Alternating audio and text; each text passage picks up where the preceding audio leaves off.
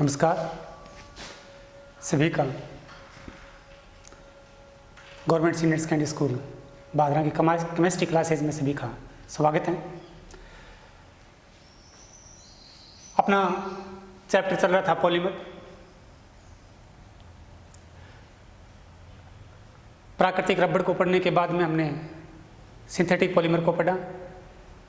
उसके 12 एग्जाम्पल हमने पढ़ लिए थे। अपना 13वां एग्जाम्पल था नायलॉन 610 यानी नायलॉन 610। नायलॉन 610 की मोनोमर जो हैं वो सीबेसी कंबल प्लस हेक्सामेथिलीन डाइएमीन होती हैं। दोनों के मध्य कंडेंसेशन होता है और एमाइड बॉन्ड बनता है। वाटर मॉलिक्यूल्स बाहर निकलते हैं और एक प्रकार का कोपॉलीमर बनता है। इसकी संरचना इस प्रकार है। सबसे पहले सीबेसी कंबल,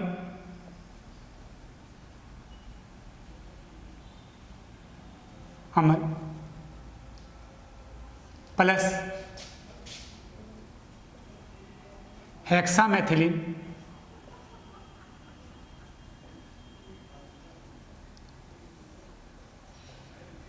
डाइएमीन। फार्मूला IUPAC में decane 110 dioic acid CH2 CH2 CH2 COOH CH2 CH2 CH2 COOH n molecules plus CH2 CH2 NH2 CH2 CH2 NH2 n monomer. Unit science में बहुलीकरण करवाएंगे। दोनों के मध्य कंडेंसेशन होगा, संघनन होगा। OH निकलेगा, H निकल जाएगा वाटर मॉलिक्यूल्स के रूप में -2NH2। OH निकलने के बाद में CO रह गया, CH2 8 CO फिर आ गया, NH CH2 6 NH। इसमें 10 कार्बन है,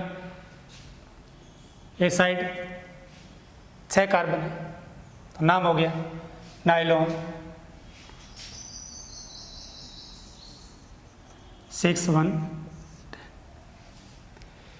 ये भी एक प्रकार का एमाइड बहुलक है क्योंकि CONH2 ग्रुप को एमाइड समूह कहते हैं।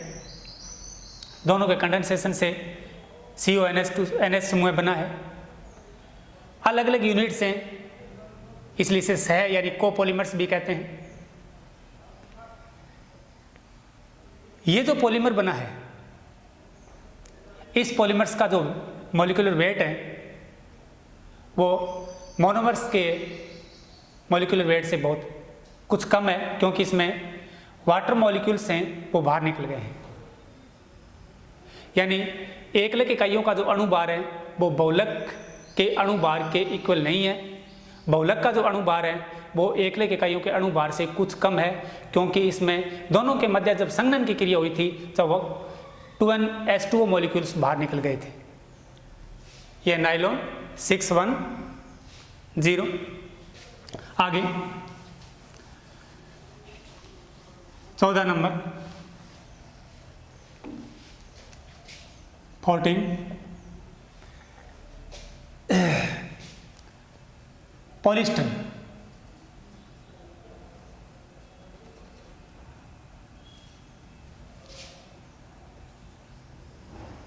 टेरिलीन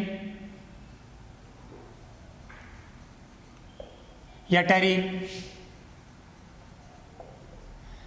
या डेक्रोन,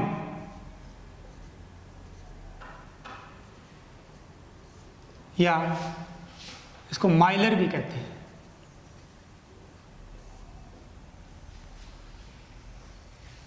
पॉलिस्टर, टेरीन, टेरिलीन या डेक्रोन, पॉलिस्टर को इन नामों से भी जाना जाता है।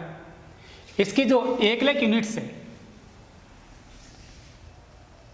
मोनोमर जो है, मोनोमर में टरथेलिक एसिड,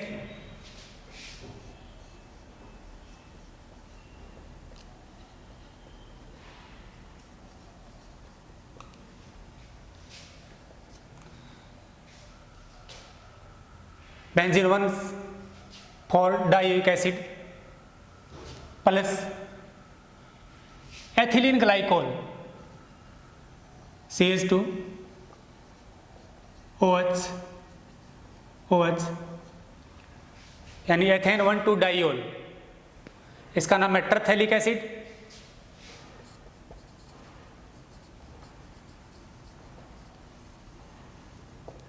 और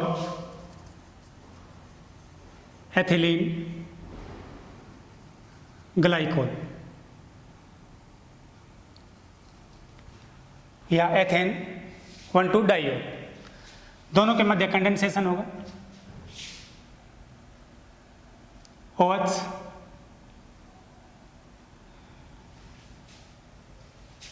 एल्कोहल और कार्बोक्सिलिक अम्ल के मध्य जब रिएक्शन होती है तो आइसोटोप ट्रेसर तकनीक जो है उसके माध्यम से ये सिद्ध हो चुका है कि कार्बोक्सिलिक समूह का OH निकलेगा रिएक्शन के दौरान, एसिडिटी के दौरान नहीं, रिएक्शन के दौरान। और एल्कोहल का H, तो यहाँ से H और OH, तो C double bond O, OH निकल गया, माइनस 2NH2O। आगे benzene, C double bond O, फिर CH2, लेकिन इससे पहले इसका तो केवल H ही निकला है, क्या रह गया? O, CH2 और O, N। ये बना है पॉलिस्टर। 1 लाख इकाइयाँ असंख्य N लिए अपने, दोनों के मध्य बहुलीकरण की क्रिया करवाई, कंडेंसेशन हुआ, संघनन हुआ, वाटर मॉलिक्यूल्स बाहर निकले और एक नया पॉलीमर बन गया। पॉलिस्टर क्यों कहते हैं? क्योंकि पॉली जो शब्द है वो पॉलीमर से यानी असंख्य शब्द से लिया गया है। इसमें एक नया ग्रुप बना है यानी COOR, एस्टर, तब इसका नाम रखा गया है polyester. Polyester, terrain, terylene, Dacron के नाम से इसको जाना जाता है। तो टरथेलिक एसिड और एथिलीन ग्लाइकोल की असंख्य इकाइयाँ कंडेंसेशन के माध्यम से एक उच्च भार वाले बहुलक का निर्माण करते हैं, उसमें नया बंध बनता है कंडेंसेशन के माध्यम से, एस्टर, तब इसका नाम रखा है पॉलीएस्टर। इसका उपयोग विशेष रूप से, ये क्रिज रोधी रेशा होता है यानी इसमें सलवटें नहीं गिरती। इसका उपयोग सूती या ऊनी कपड़ों में मिश्रित किया जाता है ताकि कपड़े को रेनफोर्समेंट यानी पुनर्बलन उसमें लागू किया जा सके या पैदा किया जा सके, या कपड़ा जल्दी खराब नहीं हो। कॉटन में, सूती कपड़ों में इसकी मिलावट की जाती है। इसके अलावा जो हेलमेट का कांच है उसको रेनफोर्समेंट बनाने के लिए इसके फाइबर उसके अंदर मिलाए जाते हैं ताकि वो फाइबर ग्लास बन जाए। जब उसके ऊपर कोई प्रतिबल धक्का लगे या नीचे गिरे तो वो न टूटे, उसमें स्क्रैच वगैरह न आए। आजकल के जो एनएके जो ग्लास हैं उसमें भी पॉलीएस्टर फाइबर का उपयोग भी किया जाता है जो नीचे गिरने के बाद में नहीं टूटते, क्योंकि उसके अंदर फाइबर के रेशे होने के कारण उसको रेनफोर्समेंट मिल जाता है, उसको पुनर्बलन मिल जाता है, वो चटकता नहीं है। इसलिए एनएक के ग्लास, ये हेलमेट का जो शीशा है वो और ऊनी और सूती कपड़ों में मिलावट के मिश्रण के रूप में इसका उपयोग किया जाता है। इसके बाद में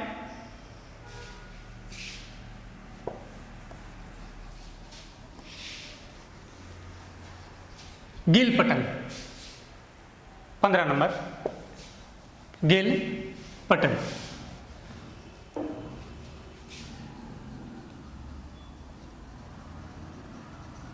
गिल पटल सेम पॉलिस्टर की तरह ही होता है, उसमें टरथैलिक एसिड होता है, इसमें सिर्फ थैलिक एसिड होता है।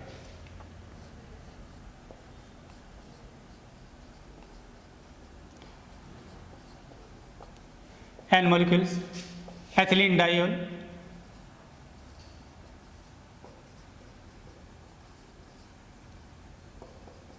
एन मॉलिक्यूल्स, इसका OH, इसका सेम बोर्ड प्रक्रिया पॉलीमराइजेशन, 2NH2 मॉलिक्यूल्स बाहर निकल जाएंगे, C डबल बॉन्ड O,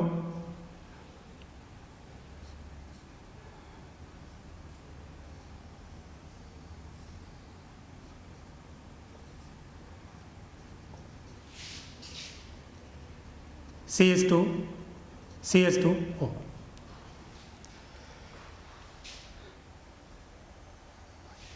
इसमें लिया है 1,2 डाइओइक एसिड, उसमें लिया था 1,4 डाइओइक एसिड, वो था टरथैलिक एसिड पॉलिस्टर के अंदर, और गिल पटल में थैलिक एसिड। टर शब्द हट गए यहाँ से और पॉलीमरी का नाम बदल गया, उसके केमिकल और फिजिकल प्रॉपर्टी हैं वो भी चेंज हो गई। इसका उपयोग विशेष रूप से प्रलेपों के रूप में, यानी लेप, पेंट, वार्निश के रूप में या पटलित सदरों के ऊपर स्थायी प्रलेप करने में इसका उपयोग किया जाता है, गिल पटल। इसके बाद में मेलामिन फॉर्मएल्डिहाइड, मेलामिन फॉर्मएल्डिहाइड, मेलामिन फॉर्मएल्डिहाइड। मेलामिन फॉर्मएल्डिहाइड एक प्रकार का क्रॉस नेटवर्क पॉलीमर है, थर्मोसेटिंग है यानी ताप दर्द है, अबंधनीय है, ताप का इसके ऊपर कोई प्रभाव नहीं पड़ता। इसको बनाने के लिए सबसे पहले cyanamide NH2 C triple bond N, इसके 3 मॉलिक्यूल्स लेकर इसका तिरलीकरण करवाते हैं साइनेमाइड का, यानी अमीनोसाइनाइड का त्रिलीकरण 3 मोल लेकर, तो NH2 C N C N C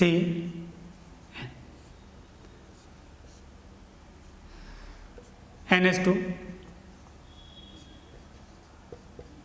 NH2, ये मेलामिन बन गया। यानी इसका जब हमने तिरलीकरण करवाया, 3 मॉलिक्यूल्स लेकर जब इसका तिरलीकरण करवाया, तो ये था साइनेमाइड यानी अमीनोसाइनाइड। इसके 3 मॉलिक्यूल्स लिए, एक पाई बॉन्ड का विघटन हुआ, 2 सिग्मा बॉन्ड बने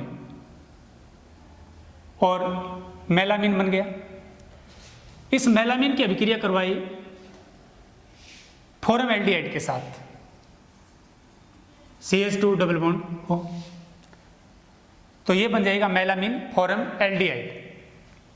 इसके भी N मॉलिक्यूल्स लिए, इसके भी N मॉलिक्यूल्स लिए, तो H का यहाँ से रिप्लेसमेंट हो जाएगा, पाई बॉन्ड है वो सिग्मा बॉन्ड में कन्वर्ट हो जाएगा, ये बन जाएगा NHCH2O।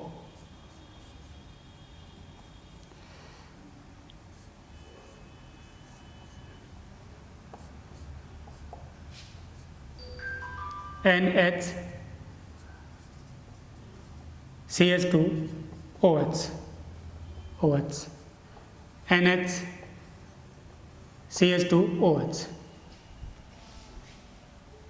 अब इसका बहुलीकरण करवाएंगे, तो OH और ये जो OH हैं, जब N मॉलिक्यूल्स इसके एक दूसरे के आमने सामने आएंगे तो वाटर मॉलिक्यूल्स के रूप में H2 ऊपर पर निकल जाएंगे और असंख्य मेलामीन फॉर्मल्डिहाइड की असंख्य इकाइयां क्रॉस नेटवर्क के माध्यम से जुड़ जाएंगी, क्योंकि सबसे पहले साइनेमाइड लिया था, इसका त्रिलीकरण करवाया, मेलामीन बना, फॉर्मल्डिहाइड के साथ रिएक्शन करवाई, मेलामीन फॉर्मल्डिहाइड बन गया।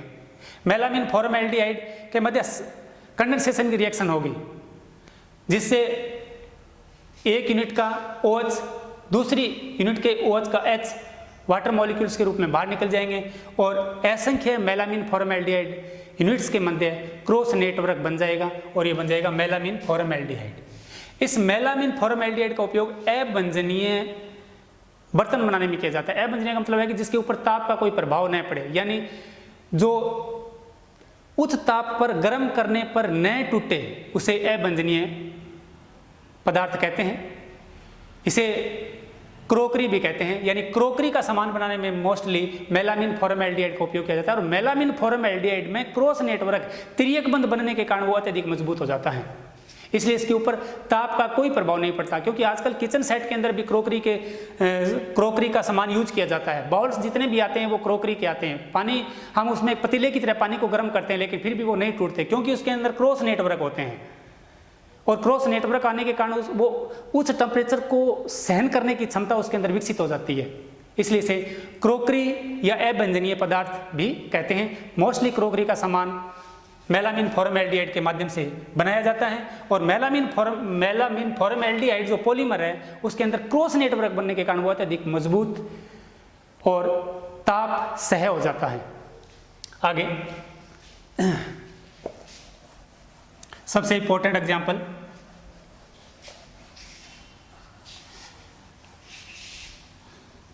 बेकेलाइट।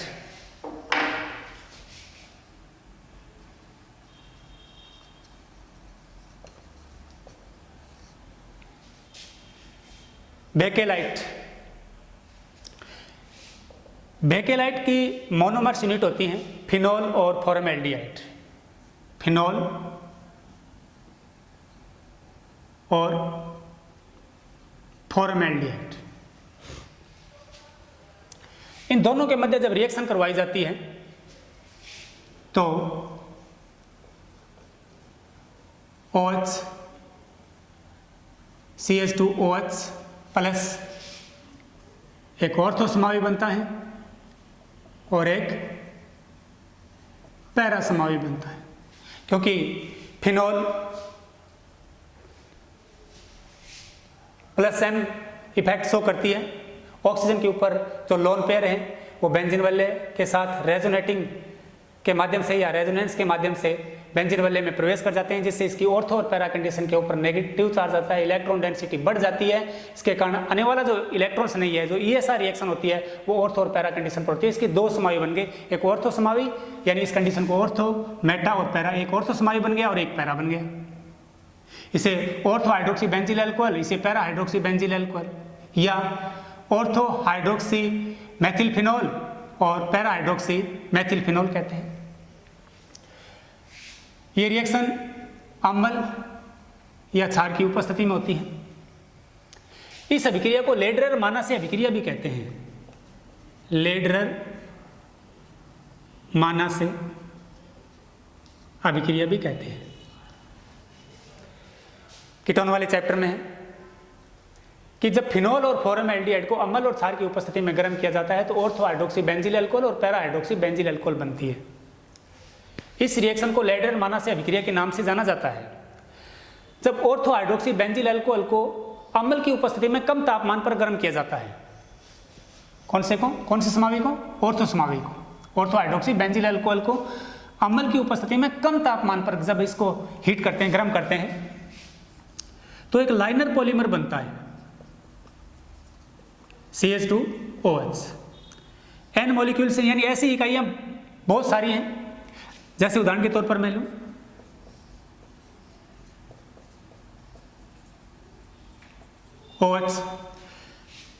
OH और यहां से H वाटर मॉलिक्यूल्स के रूप में बाहर निकल गए और एक लाइनर पॉलीमर बनता है इस प्रकार।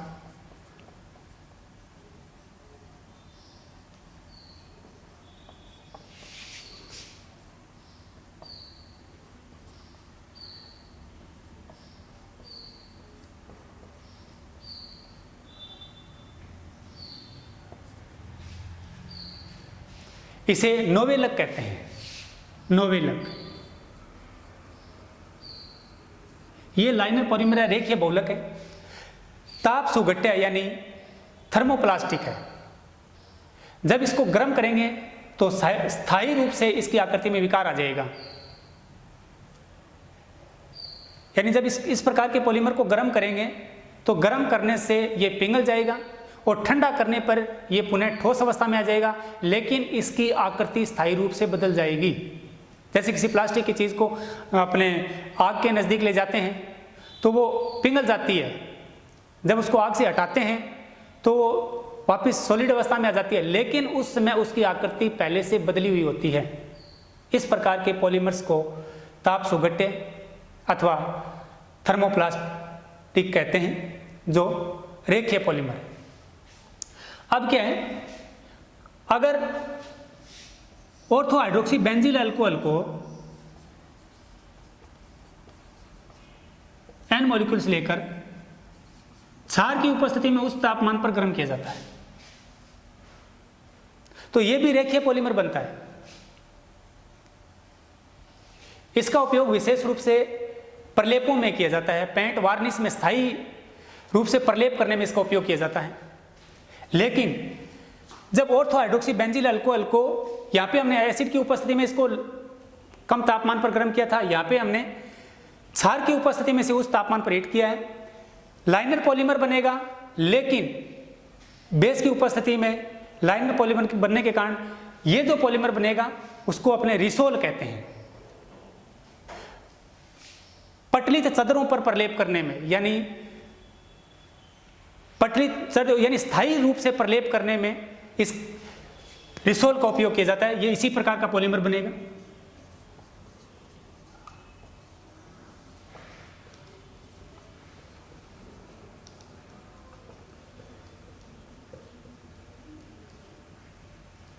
इस प्रकार, लेकिन ये ताप दर्द होगा,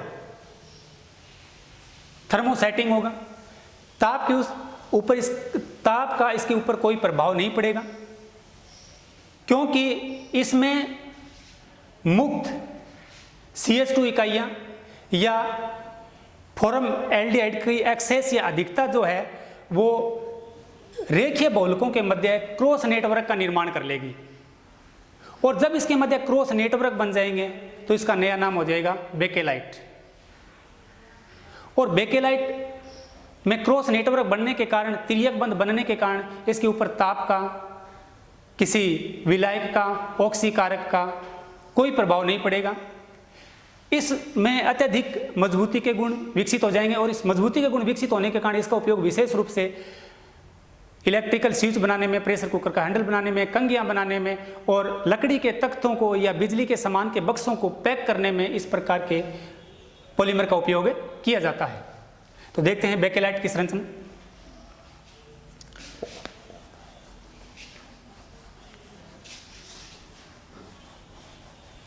दोबारा फिर ध्यान से देखना कि अम्ल की उपस्थिति में कम तापमान पर जो पॉलीमर बनता है उसे नोवेलक कहते हैं। बेस की उपस्थिति में उस तापमान पर जो लाइनर पॉलीमर बनता है वो थर्मोसेटिंग होता है, उसे रिसोल कहते हैं। दोनों ही लाइनर है, एक बेस की उपस्थिति में है वो तो रिसोल है, और जो एसिड की उपस्थिति में कम तापमान पर है वो नोवेलक है। दोनों का ही उपयोग प्रलेपों के रूप में किया जाता है। लेकिन जो रिसोल है या दोनों इकाइयों को एक साथ लेकर फॉर्मल्डिहाइड के एक्सेस में क्षार की उपस्थिति में अगर उस तापमान पर गर्म करें तो ऑर्थो हाइड्रोक्सी बेंजील अल्कोहल और पैरा हाइड्रोक्सी बेंजील अल्कोहल दोनों परस्पर मिलकर CH2 इकाइयों के माध्यम से क्रॉस नेटवर्क का निर्माण कर लेंगे।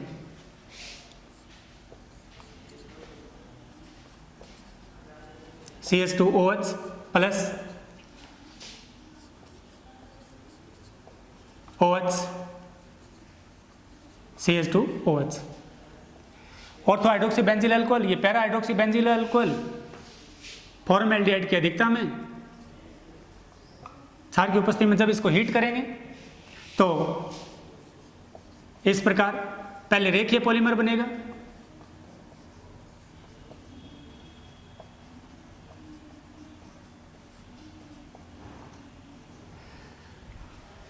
CH2 की इकाइयाँ हैं।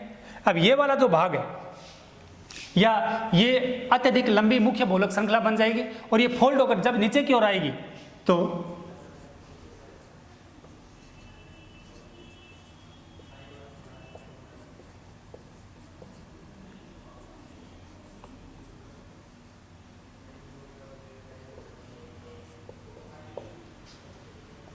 अब ये जो मुक्त इकाइयाँ हैं इस प्रकार CH2 डबल बॉन्ड हो, इसका H आ गया, इसका भी H आ गया, वाटर मॉलिक्यूल्स के रूप में बाहर निकल गए। तो ये जो एक्सेस के रूप में हमने फॉरम एल्डिहाइड लिया है वो मुक्त एक्टिव CH2 यूनिट्स हमें उपलब्ध करवाएगा और ये रिसोल इकाइयों के मध्य या मुख्य बहुलक श्रृंखला के मध्य या लाइनर पॉलीमर के मध्य CH2 जो इकाइयाँ हैं या जो फॉरम एल्डिहाइड है वो दोनों की इस कंडीशन से हाइड्रोजन को निकाल लेगा, वाटर मॉलिक्यूल्स के रूप में बाहर निकल जाएगा और CH2 इकाइयाँ व्यवस्थित हो जाएंगी इस प्रकार। और ये क्रॉस नेटवर्क बन जाएगा, तिर्यक बंध बन जाएगा। इस तिर्यक बंध के कारण इसके ऊपर ताप का, ऑक्सीकारक का और अन्य किसी ऑर्गेनिक विलायक का कोई प्रभाव नहीं पड़ेगा। इसका उपयोग पहले भी बता चुका हूँ, लकड़ी के तख्तों को, बिजली के सामान की पैकिंग को, कंघियों को और कंघियाँ बनाने में और बिजली के स्विच बनाने में, प्रेशर कुकर का हैंडल बनाने में इसका उपयोग किया जाता है। ये सिंथेटिक पॉलीमर जो 17 या 18 जो टोटल हुए हैं आपके चैप्टर में दिए हुए हैं, ये पूर्ण रूप से कंप्लीट हो गए, चाहे वो रेसा हो, चाहे वो कृत्रिम बहुलक हो, चाहे वो कृत्रिम रबड़ हो। धन्यवाद।